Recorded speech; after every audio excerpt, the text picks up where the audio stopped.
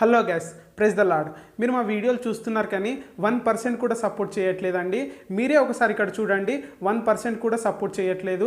ఇప్పటికైనా ఈ వీడియో చూసే ముందైనా ఒక లైక్ చేసి సబ్స్క్రైబ్ చేసి చూడండి.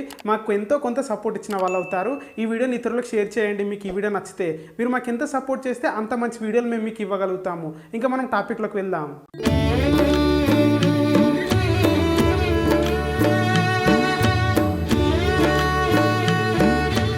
డిజిఎస్ దినకరన్ గారి ఫుల్ నేమ్ వచ్చేసి దురైస్వామి గ్రెఫరీ సామ్యుయల్ దినకరన్. డిజిఎస్ దినకరన్ గారి అమ్మ నాన్నగారు తమిళనాడులోని తిరునల్వెల్లికి దగ్గరలో ఉన్న సురందైలో నివసించేవారు. దినకరన్ గారి నాన్నగారి పేరు ఎస్ దురైస్వామి, అమ్మగారి పేరు పెన్నె హెప్సిబా. దినకరన్ గారి తాతగారి పేరు అప్పుదరై. ఈయన ఒక గవర్నమెంట్ జాబ్ చేస్తూ చర్చిలో వైలన్ ప్లే చేసేవాడు. ఈయనకు వైలన్ ఆర్టిస్ట్గా మంచి పేరు కూడా ఉంది. దినకరన్ గారు తన తల్లి కడుపులో ఉన్నప్పుడు తన తల్లికి చిన్న వయసు ఉండటం వల్ల డెలివరీ ఎలా అవుతుందో అనే భయం ఉండేది, చాలా భయపడేది. ఒకరోజు తాను చర్చి లోపలికి వెళ్ళి, నాకు మంచి డెలివరీ అయ్యేలా చూడు ప్రభువా, నాకు ఒక కుమారుణ్ణి ఇస్తే అతనికి సాముయేలు అని పేరు పెడతానని చెప్పేసి కన్నీటితో ప్రార్థన చేసింది. దేవుడు తన ప్రార్థన విని ఒక కుమారుణ్ణిచ్చాడు.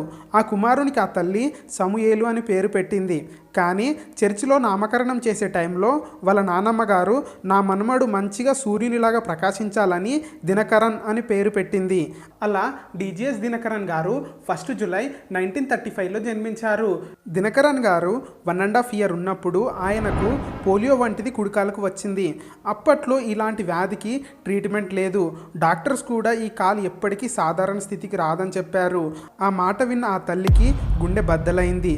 ఇంత బాధపడి చర్చిలోకి వెళ్ళి ప్రేయర్ చేసింది. ప్రియ ప్రభువా, నా కుమారుణ్ణి నీ సేవకు అంకితం చేశాను, కానీ ఎందుకు ఇలా చేశావు, తను జీవితాంతం ఇలానే ఉండాలా అని కన్నీటితో ప్రార్థన చేసింది. ఈసారి కూడా దేవుడు ఆ తల్లి ప్రార్థన విన్నాడు. ఆ కాలు చిన్నగా నయం అవ్వడం స్టార్ట్ అయింది. వాళ్ళ విలేజ్లో దినకరన్ గారు ఫాస్ట్ రన్నర్గా ఉండేవారు. ఇంకా చిన్నప్పుడు ఫుట్బాల్ కూడా ఆడేవారు. డిజిఎస్ దినకరన్ గారు వాళ్ళ తాత దగ్గర దేవుని పాటలు, దేవుని మాటలు వింటూ పెరిగారు. డిజిఎస్ దినకరన్ గారి నాన్నగారు ఒక మ్యాథ్స్ టీచర్గా పనిచేసేవారు. కానీ దినకరన్ గారికి మ్యాథ్సే వచ్చేది కాదు. ఎప్పుడు మ్యాథ్స్లో 0 మార్క్సే వచ్చేవి. ఎగ్జామ్ ఉన్న ప్రతిసారి దేవునికి ప్రార్థన చేసేవారు. ఈసారి ఎగ్జామ్లో పాస్ అయ్యేటట్లు సాయం చేయ దేవుడా, ఈసారి మ్యాథ్స్ ఎగ్జామ్లో పాస్ మార్క్స్ ఇస్తే ఇంతవరకు చేసిన చిన్న తప్పులు కూడా చెయ్యను అని ప్రేయర్ చేసేవారు. అద్భుతంగా దినకరన్ గారికి ఎగ్జామ్స్లో పాస్ మార్క్స్ వచ్చాయి. దీనితో దినకరన్ గారికి బాగా అర్థమైంది దేవుడు ప్రార్థనకు ప్రతిఫలం ఇస్తాడని. ఇంకా దినకరన్ గారి తల్లి తాను ప్రార్థనలో పొందుకున్న విజయాలను గురించి, ప్రార్థన అనుభవాలను గురించి దినకరన్ గారితో చెప్పింది. అప్పటి నుంచి దినకరన్ గారు ప్రార్థనలో ఇంకా బలపడ్డారు. ఏ చిన్న అవసరం వచ్చినా దేవునికి ప్రార్థన చేసేవాళ్ళు. దినకరన్ గారికి మంచి యూనివర్సిటీలో ఇంజనీరింగ్ చేయాలని ఉండేది. కానీ ఏ ఇంజనీరింగ్ కాలేజీలో కూడా సీట్ దొరకకపోవడం వల్ల సెయింట్ జాన్స్ కాలేజ్ పాలయం కొట్టైలో డిగ్రీలో బీఎస్సీ మ్యాథ్స్ చదువుకున్నారు. సీట్ దొరికింది, కానీ మనసులో ఏదో నిరాశ ఉండేది. ఎందుకంటే తనకి ఏ సబ్జెక్ట్ అయితే నచ్చదో ఆ సబ్జెక్ట్లోనే మళ్ళీ జాయిన్ అయ్యారు. ఫ్రెండ్స్ వల్ల, తన నిర్లక్ష్యం వల్ల చదువు మీద ఇష్టం ఉండేది కాదు. క్లాసులకి సరిగ్గా వెళ్ళేవారు కాదు. అలా ఎగ్జామ్స్లో 2 times ఫెయిల్ అయ్యారు. ఎందుకంటే ఆయన ఎగ్జామ్స్లో ఏం రాసేవారు కాదు. ఇంకా ఎక్కడైనా జాబ్ చేద్దామన్నా ఎవరు జాబ్ ఇవ్వలేదు. ఇలాంటి టైంలో తన తల్లికి మూర్ఛ వ్యాధి వచ్చింది. మళ్ళీ దినకరన్ వాళ్ళ నాన్నగారికి ఫైనాన్షియల్ బర్డన్ చాలా ఎక్కువైంది. అలా డైలీ వర్క్ చేయడం వల్ల తీవ్రమైన దగ్గు స్టార్ట్ అయింది. ఆ దగ్గులో ఊపిరితిత్తుల నుండి రక్తం వచ్చేది. ఇలాంటి టైంలో ఈ కష్టాలను తట్టుకోలేక దినకరన్ గారు ఆత్మహత్య చేసుకోవాలనుకున్నారు. 11 ఫిబ్రవరి 1955 రోజున ఇంట్లో నాకు ఇదే చివరి రోజు అని చెప్పేసి ఇంట్లో నుంచి బయటికి వెళ్ళి తనకి దగ్గరలో ఉన్న ఎక్స్ప్రెస్ ట్రైన్ కింద పడి చనిపోవాలని ఫిక్స్ అయ్యి ఇంట్లో నుంచి బయటికి వెళ్ళారు. అదే టైంలో పోలీస్ డిపార్ట్మెంట్లో వర్క్ చేసే వారి అంకుల్ దినకరన్ గారికి అడ్డుగా వచ్చారు. అతను క్రీస్తుని తెలుసుకున్న వ్యక్తి. అతను దినకరన్ గారితో చాలాసేపు మాట్లాడి దేవుని గురించి, దేవుని ప్రేమను గురించి, జీవితంకున్న విలువను గురించి దినకరన్ గారితో చెప్పారు. అతను చెప్పిన మాటలు దినకరన్ గారిలో జీవితం పట్ల ఆశను పుట్టించాయి. అలా ఇంటికి వెళ్ళి 4 గంటల పాటు ఒక చిన్న గదిలో ప్రార్థన చేశారు. అప్పుడు తన హృదయంలో ఏదో మార్పు ఆయన గమనించారు. అలా ప్రేయర్ చేసుకుంటూ తన డిగ్రీ ఎగ్జామ్స్కి ప్రిపేర్ అయ్యారు. ఈ ఎగ్జామ్స్ పాస్ అయితే నాకు డిగ్రీ వస్తుంది, మంచి జాబ్ వస్తుందని చెప్పేసి చదవడం స్టార్ట్ చేశారు. కానీ ఆయనకి ఏ సబ్జెక్ట్ కూడా సరిగ్గా అర్థమయ్యేది కాదు. మళ్ళీ ప్రేయర్ చేసుకోవడం స్టార్ట్ చేశాడు. ఒక రాత్రి నేను నీకు బోధిస్తాను అన్న శక్తివంతమైన స్వరం దినకరన్ గారికి వినిపించింది. చుట్టూ చూస్తే ఎవరూ లేరు. కానీ పక్కన ఎవరో ఉన్నారన్న భావన ఆయనలో కలిగింది. ఆ స్వరమే అప్పుడు యూనివర్సిటీలో ఉన్న ప్రొఫెసర్ల లాగా ఆయనకు బోధించింది. అలా అన్ని సబ్జెక్టులు ఆయనకు బోధించింది. ఎగ్జామ్స్ వచ్చాయి. దేవుడు దినకరన్ గారికి ఆత్మవిశ్వాసాన్ని ఇచ్చాడు. అలా థియరిటికల్ ఎగ్జామ్స్ అన్నీ బాగా రాశారు. నెక్స్ట్ ప్రాక్టికల్ ఎగ్జామ్స్ వచ్చాయి. కానీ దినకరన్ గారికి ఏ ప్రాక్టికల్ కూడా రాదు. కానీ ఆ స్వరమే దినకరన్ గారిని హెచ్చరించి ఎగ్జామ్స్ అన్ని మంచిగా రాసేలా చేసింది. అలా ప్రాక్టికల్ ఎగ్జామ్స్లో 100% మార్క్స్ వచ్చాయి. తర్వాత రిజల్ట్ డే వచ్చింది. దినకరన్ గారిలో భయం మొదలైంది. ఆ భయాన్ని తట్టుకోలేక మోకాల మీద ఉండి ప్రార్థన చేయడం స్టార్ట్ చేశాడు. ఆ ప్రార్థనలో దేవా నన్ను బి గ్రేడ్లో పాస్ చేస్తే చాలు అని చెప్పి ప్రార్థన చేశాడు. ఆయన ప్రార్థించినట్లుగానే దేవుడు ఆయనను బి గ్రేడ్లో పాస్ చేశాడు. తర్వాత కష్టపడి చదివి ఎస్బీఐలో జాబ్ కొట్టారు. అలానే అందులో ప్రమోషన్ కూడా పొందారు. ఇంకొక సైడ్ దినకరన్ గారు డైలీ బైబుల్ చదువుకునేవారు. దినకరన్ గారిలో ఒక కోరిక ఉండేది. అదేంటిదంటే దేవుని ముఖాముఖిగా చూడాలని చెప్పేసి. బైబిల్లో ఉన్న భక్తులు ఎలా దర్శనాలను పొందుకున్నారో ఈయన కూడా అలా దర్శనాలను పొందుకోవాలని చెప్పేసి ఈయనలో బలమైన కోరిక ఉండేది. దీనికోసం డైలీ ప్రేయర్లో దేవా నిన్ను చూడాలి, నీతో మాట్లాడాలి, నీ శక్తికి నేను సాక్షిగా ఉండాలి, కష్టాల్లో ఉన్నవారికి, బాధల్లో ఉన్నవారికి, ఆత్మహత్య చేసుకోవాలనుకున్న వారికి నీ శక్తిని గురించి చెప్పాలి, నీ ప్రేమను గురించి చెప్పాలని 7 సంవత్సరాలు ప్రార్థన చేశారు.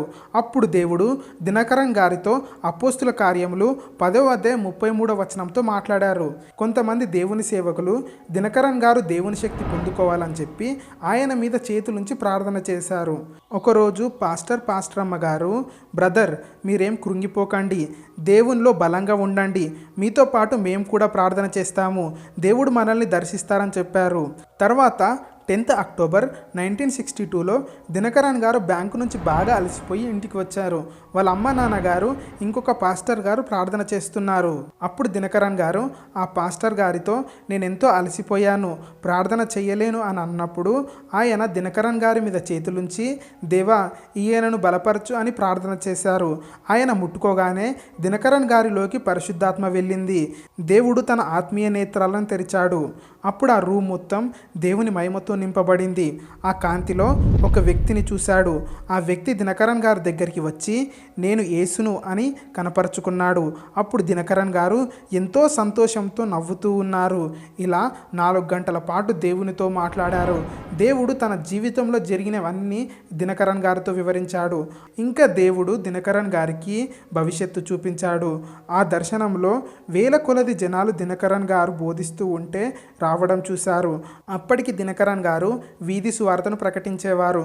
తన అంకుల్ మైక్లో పాటలు పాడుతూ ఉంటే దినకరన్ గారు వాక్యాన్ని బోధించేవాళ్ళు. అలా 14 సంవత్సరాలు వీధి సువార్త బోధించారు. కానీ ఆ దర్శనంలో కొన్ని వేల మంది ఆయన బోధిస్తూ ఉంటే ఆయన వాక్యాన్ని వినడానికి వస్తున్నారు. కార్లు, బైకులు అన్నీ ఆపి మరి ఆయన మెసేజ్ని వినడానికి వస్తున్నారు. ఇంకా ఆ ప్రార్థనలో దినకరన్ గారిలో ప్రేమ, కరుణ అన్న ఆత్మలను దేవుడు నింపాడు. అలా ఆ రోజు కొన్ని గంటల పాటు ప్రార్థనలో ఉన్నారు. ఆ రోజు నుంచి దినకరన్ గారు 6 నుంచి 8 గంటల పాటు ప్రార్థనలో ఉండేవారు, దేవునితో మాట్లాడేవారు. ఆ రోజే అంటే 1962 అక్టోబర్ 10వ తారీఖున ఆయన 27 ఏళ్ల వయసున్నప్పుడు ఆయన సంపూర్ణ సేవలోకి వచ్చారు. 17th ఆగస్ట్ 1959లో డీజీఎస్ దినకరన్ గారికి స్టెల్లా దినకరన్ గారికి వివాహం జరిగింది. 1962 సెప్టెంబర్ 4న డాక్టర్ పాల్ దినకరన్ గారిని దేవుడు వారికి అనుగ్రహించాడు. తర్వాత ఎవెంజలిన్ గారిని 1968 నవంబర్ 4వ తారీఖున దేవుడు అనుగ్రహించాడు. అయితే దినకరన్ గారి కూతురైన ఎవెంజలిన్ గారు తాను 17 సంవత్సరాలు ఉన్నప్పుడు వాళ్ళ అమ్మ నాన్న గారితో అప్పుడే కడుతున్న కార్నూల్ యూనివర్సిటీ చూద్దామని కారులో ఎయిర్పోర్ట్కి వెళ్తున్నప్పుడు కార్ యాక్సిడెంట్ అయింది. ఆ యాక్సిడెంట్లో తాను చనిపోయింది. ఈ బాధ నుంచి బయటపడి మళ్ళీ దేవునిలో కొనసాగారు. 1970 వరకు పబ్లిక్ మీటింగ్స్, ప్రేయర్ మీటింగ్స్ కొనసాగించారు. 1972లో రేడియో ద్వారా వాక్యాన్ని బోధించడం స్టార్ట్ చేశారు. తర్వాత మిడ్ 1990స్లో జీసస్ కాల్స్ మినిస్ట్రీని స్టార్ట్ చేసి టీవీ ద్వారా ఎంతో మందికి సువార్తను అందించారు. బయట సువార్త కూటములు పెడితే ఆ కూటములకు ఎంతో మంది జనాలు వచ్చేవాళ్ళు. ఆ సభలలో ఎంతో మందిని దేవుడు స్వస్థపరిచేవాడు. దినకరన్ గారిలో నుంచి దేవుడు వారితో మాట్లాడేవారు. అలా ఎంతో ఘనమైన సేవను దినకరన్ గారు జరిగించారు. 15 బుక్స్ రాశారు, చాలా సాంగ్స్ రాశారు, ఇంకా ఓన్ స్టూడియో కూడా సెటప్ చేశారు. అలా దేవునిలో ఎంతో గొప్పగా వాడబడేవాళ్ళు. ఇంకా 1986లో కారుణ్య యూనివర్సిటీని 180 మంది స్టూడెంట్స్తో డిజిఎస్ దినకరన్ గారు ఓపెన్ చేశారు. ఆ ఇన్స్టిట్యూట్ ఇప్పుడు చాలా ఘనంగా నడుస్తుంది. దినకరన్ గారు 34 ఏండ్లు ఉన్నప్పుడు ఆయన లంగ్స్ పాడైపోయాయి. ఆయనకు టీబీ వచ్చింది. ఆయన దగ్గుతూ ఉంటే బ్లడ్ వామిటింగ్ అయ్యేది. అలా ఆయన అస్వస్థతలో ఉన్నప్పుడు పరిశుద్ధాత్మ ఆయనను పరలోకానికి తీసుకువెళ్ళింది. పరలోకానికి తీసుకువెళ్ళాక దినకరన్ గారు ఈ నొప్పిని నేను తట్టుకోలేకపోతున్నాను, నన్ను తీసుకో అని అన్నప్పుడు అక్కడ ఉన్న దేవదూతలు కొంచెం ఓర్చుకో, నీ సమయం ఇంకా రాలేదు అని అన్నారు. ఇంకా దినకరన్ గారు పరలోకంలో దేవుని మహిమను చూశారు, దేవుని శక్తిని చూశారు. ఇంకా దినకరన్ గారి పరలోక దర్శనాల గురించి తెలుసుకోవాలనుకుంటే ఈ బుక్ చదవండి, మీకు ఇంకా డీటెయిల్గా తెలుస్తుంది. ఇదేం ప్రమోషన్ కాదండి, నేను మీకు చెప్తున్నాను అంతే. ఆయన ఆ పరలోక దర్శనం తర్వాత ఇంకా గొప్ప పరిచర్యను చేశారు, ఇంకా ఘనమైన పరిచర్యను చేశారు. అలానే ఆయనకు స్వస్థత కూడా కలిగింది. దినకరన్ గారికి ఒక కళ ఉండేది, ఒక డ్రీమ్ ఉండేది. అదేంటిదంటే ప్రార్థన అవసరం, ఎప్పుడు ఎవరికి ఏ టైంలో అవసరం ఉన్నా ప్రార్థన అందుబాటులో ఉండాలి, ప్రార్థన చేసేవాళ్ళు రెడీగా ఉండాలని చెప్పేసి ఆయన అన్ని మేజర్ సిటీస్లో ప్రేయర్ టవర్స్ని ఓపెన్ చేశారు. ఇంకా షీషా అన్న పేరుతో కొన్ని వేల మందికి సహాయం చేశారు. పేదవాళ్ళకి ఫుడ్ ఇచ్చారు, బట్టలు లేని వారికి బట్టలు ఇచ్చారు, మెడిసిన్స్ అందజేసేవాళ్ళు. ఇలా దేవుని ప్రేమను మాటల్లోనే కాకుండా చేతల్లో కూడా చూపించారు. ఇంకా ఆయన తెలుగు, తమిళ్, ఇంగ్లీష్, హిందీ ఇలా ఎన్నో భాషలలో దేవుని సువార్తను ప్రకటించేవాళ్ళు. ఇలా ఎంతో గొప్ప ఘనమైన సేవను తన జీవితంలో జరిగించారు.